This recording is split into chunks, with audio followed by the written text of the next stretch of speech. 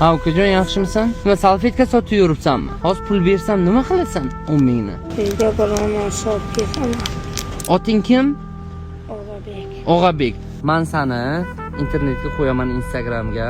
Qo'ysam rozimisan? Qayerdansizlar? Surxondaryo. Ha, Surxondaryodan Samarqandga ko'chib kelganmi? Necha kishi yashaysizlar oilada? 10 kishi. Necha pul ishlaysan? Kunida nechta salfetka sotasan? 10 ta, 12 ta. 10 ta 12 ta salfetka sotib necha pul ishlaysan? 100 ming, 50 ming. O'qiysanmi biron yerda? Qayerda o'qiysan? Vokzal o'qiyman. Nechinchi sinfsan? Ha, bunaqa sovuqda yurasan, yomg'ir yog'yapti, qor yog'yapti, shamollaysan-da keyin. Kema uni o'tamga qaralasam kim qaraydi?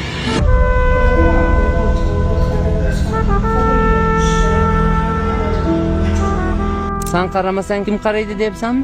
O'zlari ishlamaydilarmi? Ishlaydi kema o'g'ilgacha bu dadam ma'lum bakalashga teradi. Hozir mana u ishlayotgan pullaringni o'zingga biron o'yinlarga olib qolasanmi? Ukalarimga olib boraman, o'zimga emas. Militsiya bo'laman, yo milliy gvardiya bo'laman, yoki doktor bo'laman.